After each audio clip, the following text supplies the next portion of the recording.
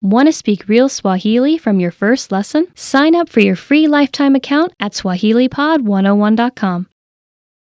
There might be times in your life when you need to learn something right away. Maybe you have an unexpected exam, you need to prepare for a new job, or you might be traveling for work. In situations like these, many people feel the need to try to study a lot of information in a short period of time. But can you really learn a language by cramming in all of your studying in a short period?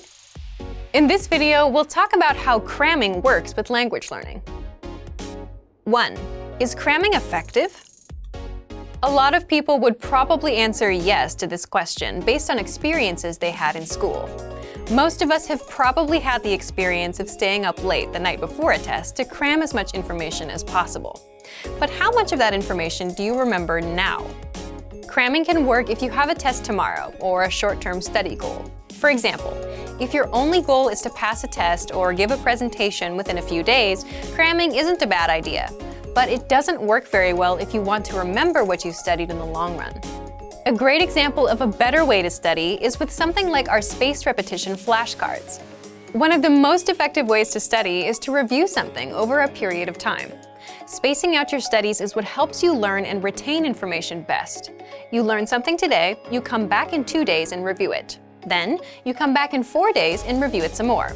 In contrast, cramming is a one-time thing. You cram a lot of information in your brain, take a test, and then forget it all. But when you review, you're strengthening the synapses in your brain.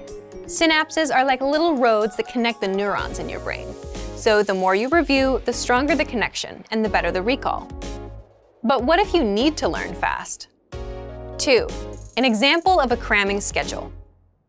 Let's say you're traveling for work and you really need to learn some greetings and some basic survival phrases to make it through your trip. Time is probably not on your side. Your only option is to cram.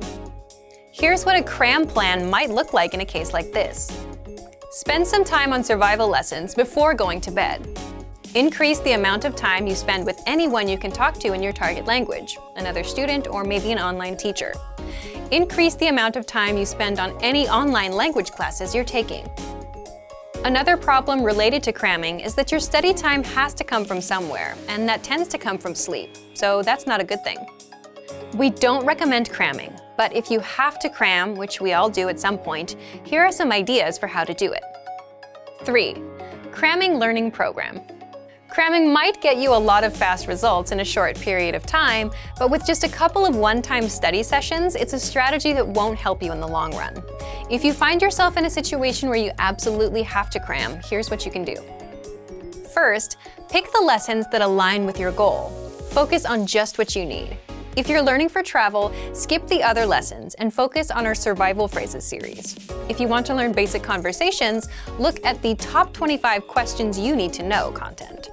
If you need special phrases for the bank or the post office, we have lessons for that too. And you can find lessons for all kinds of topics and scenarios in the lesson library.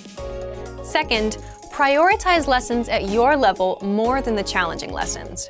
If you're working within a limited time frame, you'll get more value for your time by doing lessons that are at your level. You can spend more time on the harder lessons later if you find you have the time.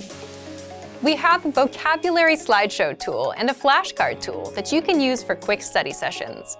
Both of these features quiz you on vocab and help you learn fast.